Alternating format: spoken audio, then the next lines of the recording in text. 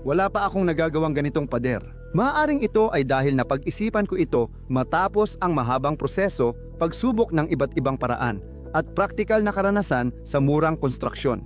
Sa mga pader na ito, siguradong walang cold bridges at hindi ito tinatagos ng malamig na hangin. Pwede itong itayo sa Sochi at Akuti, sa Odessa at Vitebsk, sa Astana at Tashkent. Pumili lang ng tamang kapal ng core. Ang mga ganitong pader ay bagay din para sa rekonstruksyon ng lumang bahay at bakasyunan. Nabutas ang harap ng bubong. Walang problema, may madaling solusyon na tatagal ng mahigit 50 taon. Hindi ito babaluktot gaya ng pader na maselang kahoy at hindi kailangan laging pinturahan ng antiseptiko. Walang pakialam ang mga insekto dito at hindi rin ito papasukin ng amag. Kasya sa trunk ng karaniwang kotse ang lahat ng materyales para sa malaking pader. Ang pag-install ng mga bintana sa ganitong mga pader ay natatapos sa loob ng ilang minuto. Ang mga murang palamuti sa gilid ng bintana ay hindi lang pampaganda, kundi nagsisilbing proteksyon at nagpapataas ng init efficiency ng bintana at pinto. Para sa bagong panahon ng konstruksyon, sana ay maging kapaki-pakinabang ang impormasyong ito sa marami. Kaya't pag-usapan natin ito ng sunod-sunod. Kamusta sa lahat? May natira pa akong konting Penoplex comfort na 3 sentimetro kapal. Dahil nakasanayan ko na, ginaspang ko ang mga panel gamit ang talim ng lagari mula sa hawakang tinanggal ko. Matapos ang mga matagumpay na resulta noon sa paggawa ng matibay at mainit na mga pader na 70% gawa sa Penoplex, pati na rin sa paggamit nito bilang maaasahan at agad na insulated na materyales sa bubong, tiyak kong gagamitin ko pa rin ito sa susunod. Pero wala talaga akong maisip na madaling paraan para i-insulate ang mga gilid na pader ng attic sa ikalawang palapag. Nakakabit na sa pader ang mga gawa sa sariling bahay na bintana. Ang unang bintana ay may sariling gawa na double glazed na salamin. Ang sash ay may dobleng ceiling. Ginawa ko ito mula sa kahoy na tabla, kaya hindi ko na ginamitan ng makina. Ang pangalawa, marahil ang pinakamadaling gawing bintana ay yari sa nabibiling pre-made na piraso ng door frame. Kailangan pang i-renew ang varnish. Ang mga piraso ay agad na binarnisan, pero hindi ginawa ng may puso.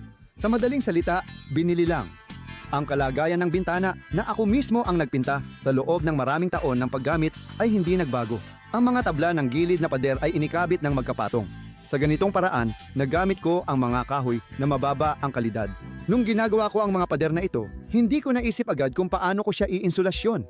Ako lang ang nagplano nito. Maaaring i-insulate ang mga ito gamit ang teknolohiya ng paggawa ng mga bahay na may balangkas gamit ang mineral wool. Pero kailangan ng windproof na membrane na hindi malinaw kung paano ikakabit kapag ang mga panlabas na tabla ay nakakabit na. Pagkatapos, ikabit ang mineral wool insulation at takpan ito sa loob ng tabla. Oriented strand board panel o katulad na materyales. Kailangan din ng plastic vapor barrier dahil sa di masikip na wool, pwedeng magkaroon ng draft at mamasa-masa. Ang mainit at mamasamasang hangin mula sa loob ay maaaring pumasok sa wool, magdulot ng pagkabasa at bumaba ang kakayahan nitong mag-insulate. Ang wool ay madaling lumubog, maaaring magkaroon ng kondensasyon at amag. Pwedeng gamitin ang Penoplex imbes na mineral wool, kaya hindi na kailangan ang wind protection at vapor barrier. Hindi ito tinatangay ng hangin o sumisipsip ng moisture gaya ng wool. Sa mga nakaraang taon, nakakuha ako ng ilang makabagong karanasan sa paggamit ng extruded polystyrene foam. Alam ko na para sa magagaan na gusali, may mas magandang paraan kaysa ilagay ang EPPS sa pagitan ng tabla at oriented strand board. Nagdesisyon akong tanggalin ang panlabas na dingding na kahoy. May naisip akong ideya at halos sigurado na akong magtatagumpay ito. Kaya bumili pa ako ng isang pakete ng Penoplex Comfort at ilang iba pang bagay.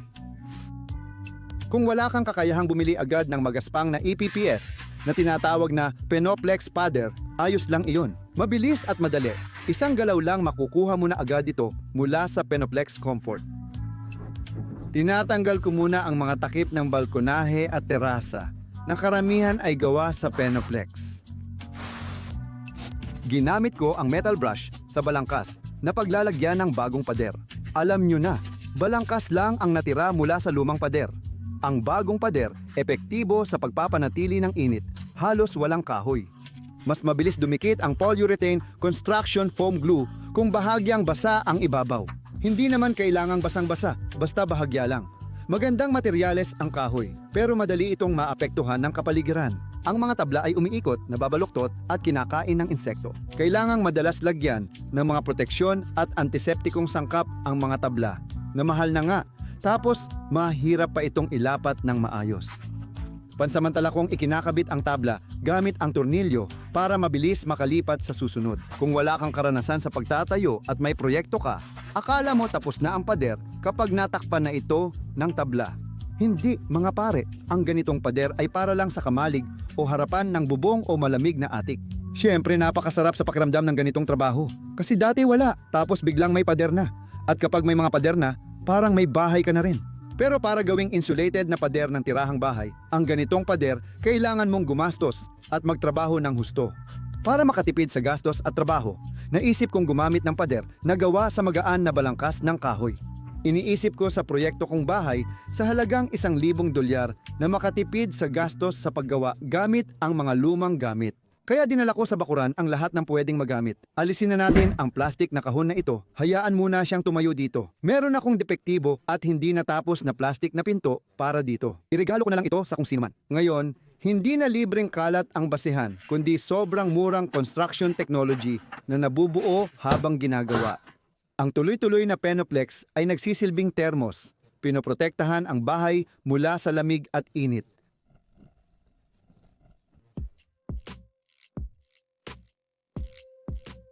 Nagpasya akong hindi na mag-aksaya ng oras sa paggawa ng butas para sa bintana at gupitin na lang ito pagkatapos. Kung pantay ang dikit ng mga sheet sa patag na ibabaw, mas makakatipid ka sa hinaharap. Ang pagdidikit ng mga sheet ng Penoplex sa mga poste ng balangkas ay talagang napakasarap gawin. Napakabilis makita na malaki na agad ang natapos mong bahagi. Para hindi magkamali sa anggulo kahit walang angle finder, ididikit ko ang sheet sa slope. Susukatin ang distansya mula ibaba ng slope hanggang sheet. Aalalahanin ito. Tapos susukatin mula itaas ng sheet at puputulin ang sobra. Eksakto, parang sa botika. Mahilig akong magkomento sa ginagawa ko para mapadali ito. Wala na akong masabi, siguro ito na ang pinakamadaling trabaho.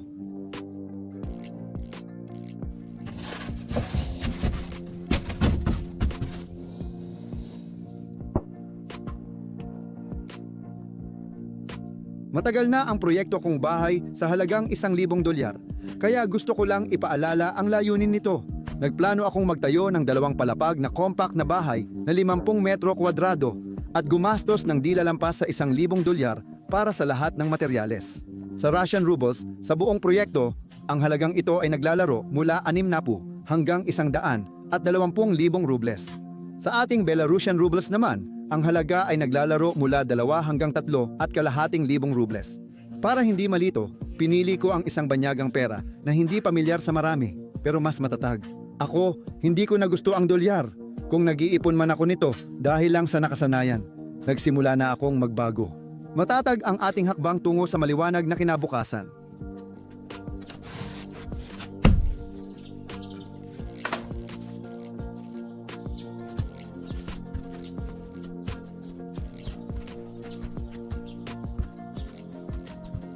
Lumipas pa ang kaunting panahon at parang ang dami nang nagawa.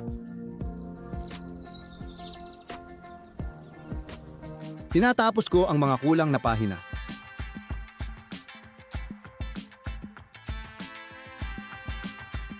Matagal nang kumapit ang pandikit kaya hindi na kailangan ang mga tornilyo. Isa pang magandang bagay sa paraang ito ay hindi mo na kailangan gumamit ng mga metal na pangkabit sa pangmatagalan, hindi ba? Laging pinagtatalunan kung anong tornilyo, dilaw, puti o itim ang dapat gamitin. Matibay ba ang balangkas kapag itim ang tornilyo? Yan ang tanong. Para sa akin, mas gusto ko ang mga itim na tornilyo, pero dapat galing sa mga subok na gumawa. Hindi ito patalastas ng mga itim na tornilyo. Kung walang tornilyo, wala kang pagdududa kung alin ang mas maganda.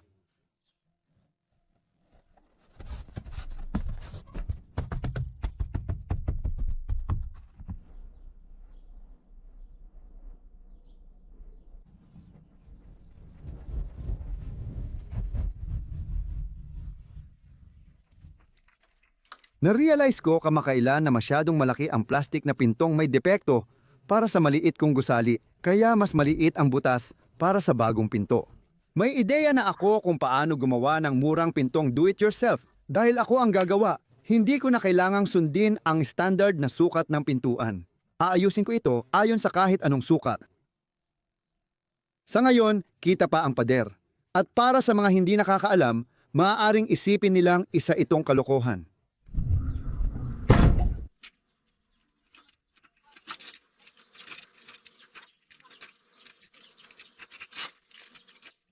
Nadismaya ako kay Kosichok's Polotskaya net. Matalas ang kutsilyo pero nagkakahiwa ang net. Hindi ko gusto. Sinilip ko ang mga lumang stock Polotskaya net din pero iba ang pagputol. Polotsk fiberglass. Huwag kayong magtrabaho ng bara-bara. Gawin nyo kung paano nyo palaging ginagawa noon.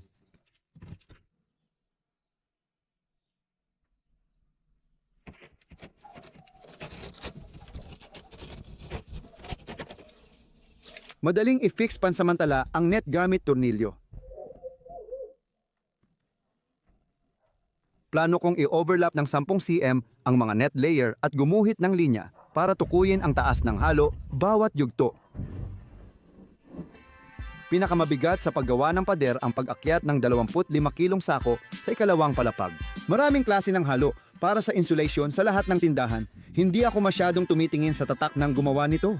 Wala pa naman akong naranasang hindi maganda.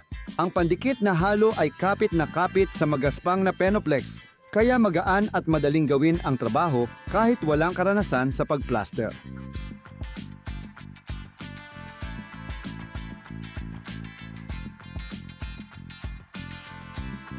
Dahil ang kapal ng reinforcing layer ay ilang milimetro lang, kaya ang diferensya sa pagkakapantay ng ibabaw ay hindi rin lalampas ng ilang milimetro. Kapag nagpa-plaster ng pader, halimbawa mula sa mga blok o ladrilyo, kailangan ng mga gabay. Dapat profesional ang plasterer o mas maganda kung pareho. Dagdag pa ang pag-aalalang kailangan sa paligid ng ganoong profesional. Hindi ako nagtatrabaho ng ganyan, hindi ko ginagawa yan. At syempre, kailangan mo ring magbayad ng malaking halaga para sa trabaho. Dito, kami mismo ang gumagawa ng lahat, walang pagmamadali, sa preskong hangin. At dama naming naisusakatuparan namin ang aming mga ideya. Ang mga materyales ay talagang madaling gamitin para sa amin, mga baguhang tagapagtayo. At hindi pwedeng hindi magtagumpay, imposibleng hindi magawa.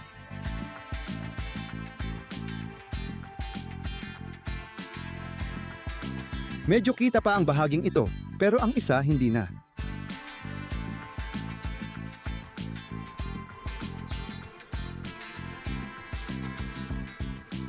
Magaan pero matibay ang sahig ng kisame at Spinoplex para sa pangangailangan ko.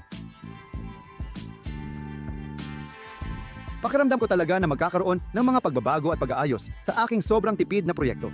Kaya sa huling sandali, nagpasya akong huwag muna itong ikabit ng tuluyan.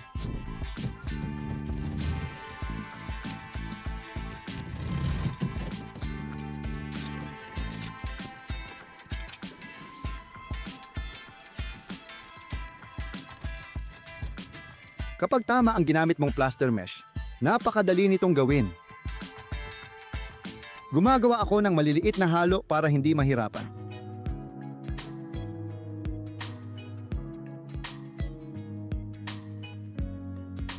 Para malinaw ang proseso, minsan ipinapakita ko ang mga hindi pinapabilis na parte.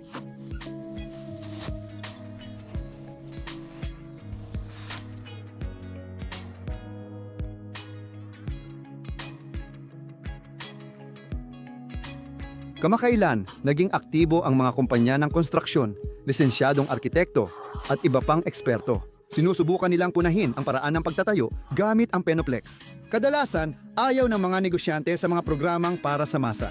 Palagi nilang sinasabi na sila ang pinakamahusay. Mayroon silang edukasyon sa konstruksyon. Kailangan ng edukasyon sa konstruksyon para magtayo ng mga skyscraper, tunnel at tulay. Para magtayo ng bahay o bakasyonan ng pamilya, sapat na ang kaunting sentido komun na taglay ng karamihan. Nasa genes natin ito dahil milyon-milyong taon umunlad ang sangkatauhan ng walang arkitekto at inhinyero. Lahat gusto kumain at pinapataas ang halaga ng kanilang serbisyo.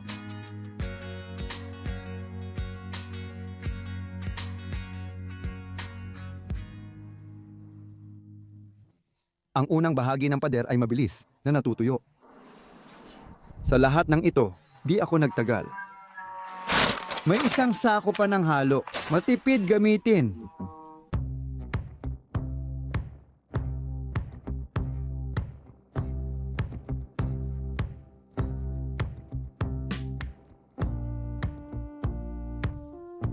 Nakaabot ako bago umulan.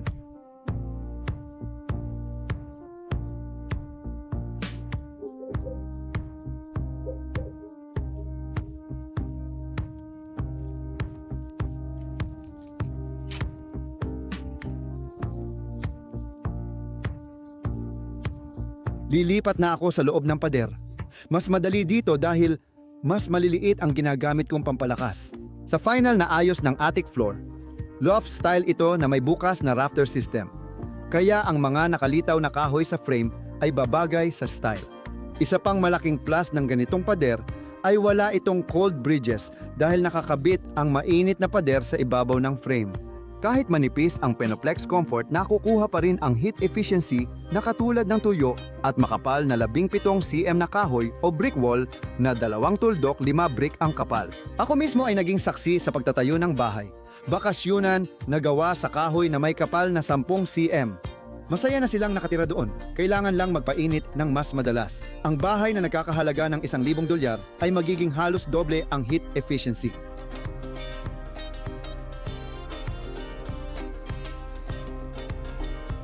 Ano ang opinyon ninyo sa ganitong paggamit ng paraan?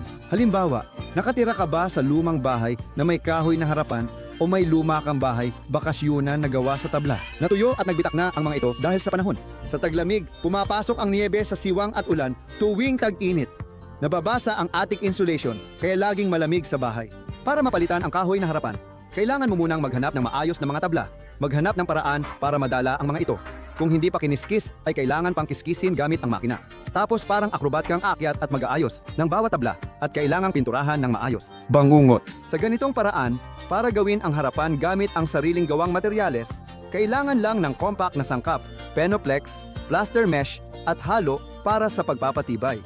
Makikita ang mga ito sa pinakamalapit na construction store at kasya sa Mayba at Moskvich. Sa ilang biyahe lang, maaari mong madala ang lahat ng materyales kahit gamit ang karito ng isang nagbabakasyon sa probinsya kung wala ka pang Moskvich. Ang mga ganitong harapan o pader ay dapat tumagal ng mahigit 50 taon na siyang minimum lifespan ng Penoplex. Semento ang pangunahing sangkap ng plaster, habang salamin ang gamit sa mesh. Sa totoo lang, mga panghabang buhay na sangkap ito. Lahat ng bahagi ay eco-friendly at ligtas para sa kalusugan.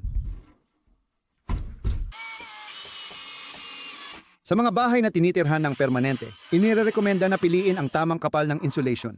Depende lahat sa rehiyon, doon magiging pinakamataas ang bisa nito. Nagbibigay ang Penoplex ng mahusay na enerhiya, nagpapababa ng gastos sa pagpainit at inaalis ang cold bridge, siwang, hangin at kahalumigmigan. At wala namang nagbabawal sa akin na gumamit ng EPPS na may kapal na 5 o 10 sentimetro. Mas madali pa nga itong gamitin sa paggawa. Sa eksperimento ko, ang dahilan lang ng hindi paggawa ay ang budget at hindi rin kailangan ng matinding insulation sa bahay na hindi laging tinutuluyan.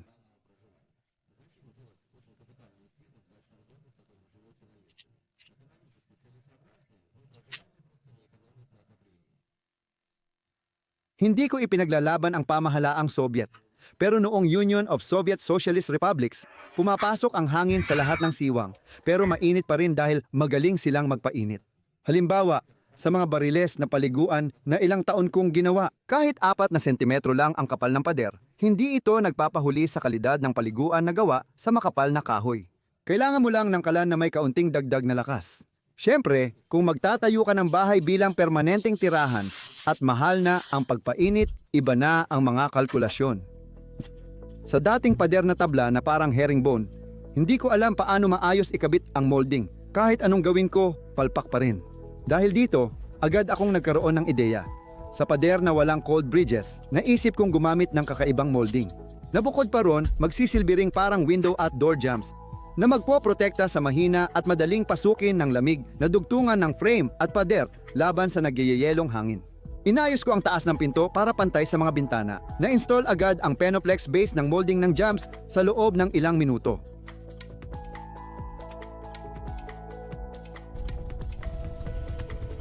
Pagkatapos kong masiguradong maayos lahat, ginupit ko ang pangalawang bintana.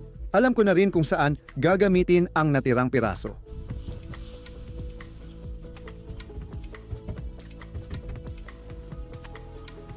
Ang saya mag-install ng bintana sa ganitong pader.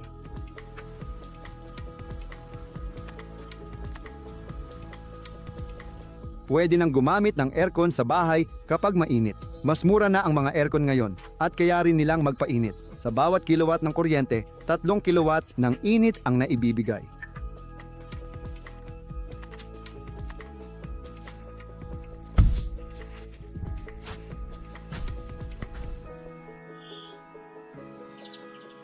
Ang tunay na ganda ay hindi yung bahay na $1,000, kundi yung Belarusian na terem.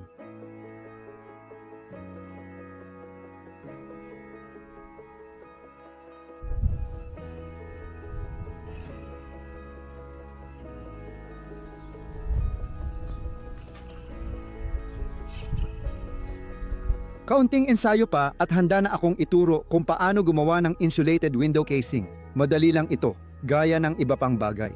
Medyo matrabaho ang paggawa pero halos libre na ang gastos sa mga window casing. At tingnan mo, parang gawa sa matibay na kahoy o kahit sa tinabas na bato. Kung gusto mo, pwede mo itong bigyan ng kahit anong finishing texture, kahit pa parang marmol. Ang mahalaga ay huwag sosobrahan para ang bahay na pang-1,000 piso ay di magmukhang pang-1,000,000. Isipin mo, abala ang mga kahoy na palamuti sa bintana. Ang dekalidad ay mahal. Ang mababa ang kalidad ay hindi maganda. Kitang-kita ang malaking tipid sa mga palamuti sa bintana. Ang Penoplex ay isang material na may napakaraming gamit. Ano ang demand sa palamuti sa bintana? Kailangan lang talaga nito. Ginagamit lang sila para takpan ang puwang sa pagitan ng pader at bintana o pinto. At pandekorasyon lang talaga. Ang opsyong ito marahil ang pinakamagandang solusyon dahil mainit-init din.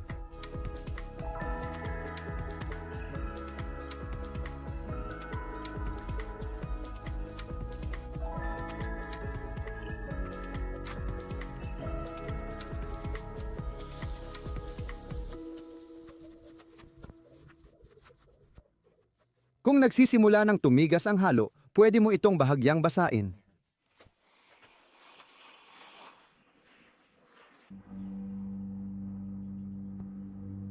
Lumabas na pinakamadaling tapusin ang huling pag-aayos kapag tumigas na ito. Mahalaga na huwag patagalin dahil ang semento ay mabilis tumitibay. Ang Penoplex na pader ay selyado, kaya komportable ang pamumuhay. Ang mahusay na wind insulation ay nag-aalis ng draft at pinananatili ang init sa silid.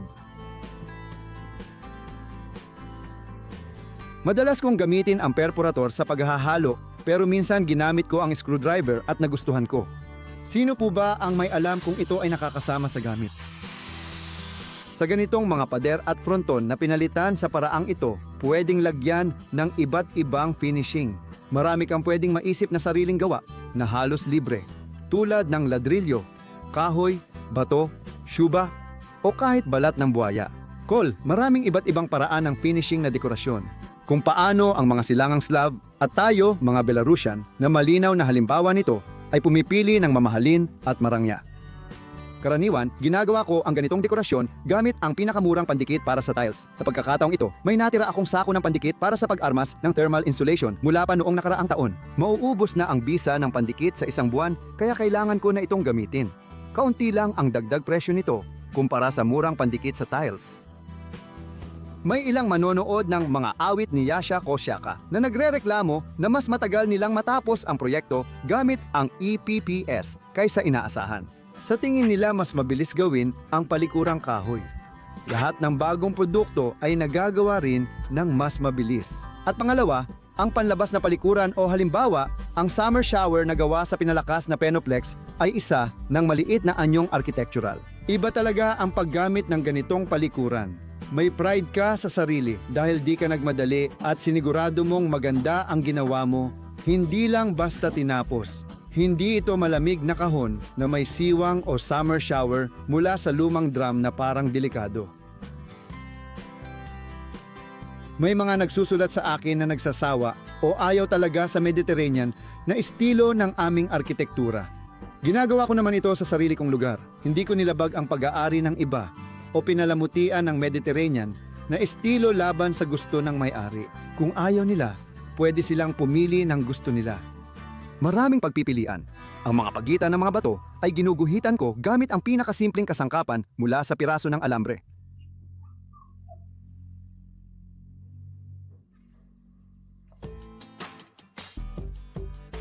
Ayon sa mga modernong uso, para sa kombinadong pagkakabukod ng init ng mga pader na gawa sa balangkas, may mga opsyon ng pag-i-insulate gamit ang Penoplex bilang isang buo mula sa loob o labas. Hindi ko alam kung anong uri ang gamit kong paraan, pero sa tingin ko, ayos lang. Di tulad ng bulak, mas mabilis i-install ang Pinoplex at mas matibay ito para sa magagaan na istruktura. Kailangang may ventilasyon ang mga selyadong gusali gaya ng mga bahay na di napapasukan ng hangin. Hindi ito tulad ng kamalig na may siwang. Imbento lang ang humihingang pader. Kung humihinga ang pader, may butas ito.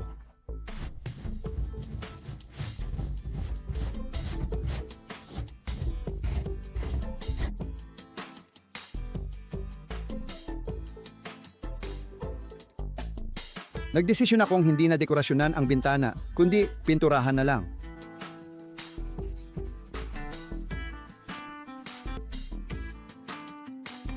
Simula pa noong isang season, may natira akong kulay, kaya hinahalo ko ito sa puting pintura para sa labas ng bahay.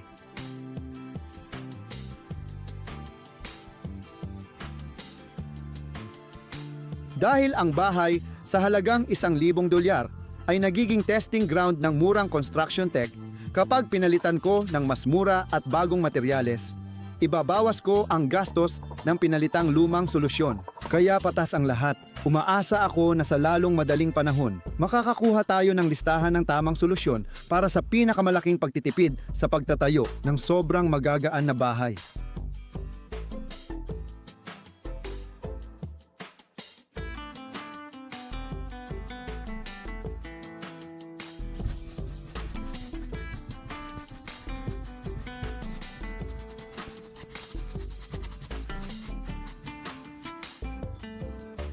Sa pagkakataong ito, mas matapang kaysa dati ang mga napiling kulay. Nagkamali ako minsan.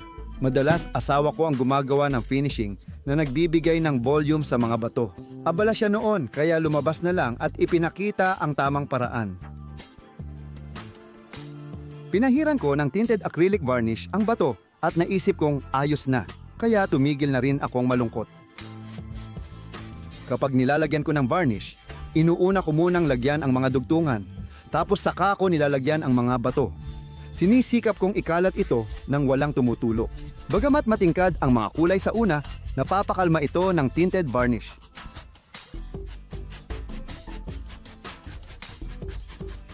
Dapat lagyan ng puting pintura gamit ang tuyong brush, pero may ilang batong hindi ko pinipinturahan. Maganda ang kulay abong kulay.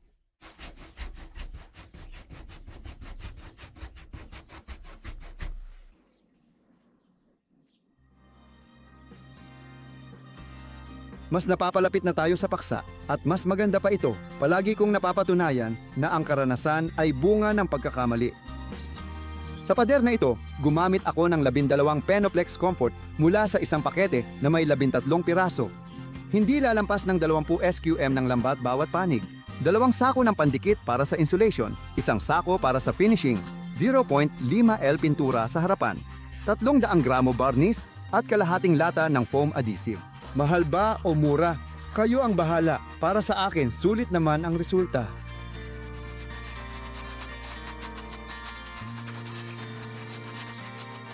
Maaaring suportahan ang paghahanap ng murang solusyon sa konstruksyon sa pamamagitan ng pindutang sponsor sa YouTube. Para sa mga manonood mula sa Russia, maaari itong gawin sa pamamagitan ng Boosty. Ang link ay nasa ilalim ng video.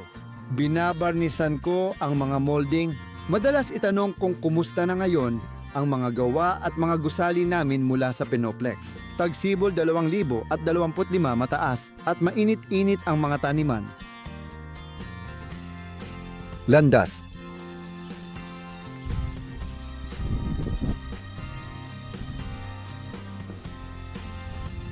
Bakod. Bilog, mainit at mataas na taniman. May paliguan at minipul. Malapit ko nang lagyan ng tubig. Pinainit na compost bin, panlabas na Eurobanyo, silangang hardin shower, at unang palapag na pader ng bahay na nagkakahalaga ng $1,000. Pader ng ikalawang palapag. Siguro dapat ko pa itong lagyan ng kaunting tint. Mag-iwan kayo ng malaking thumbs up. Mag-subscribe sa Yasha Kosiak channel, pati sa VK Group at Jen. Lahat ng link ay nasa ibaba ng video. Pindutin din ang kampanilya. Doon ko kayo maa-update. Naway maghari ang kapayapaan sa mundo. Salamat.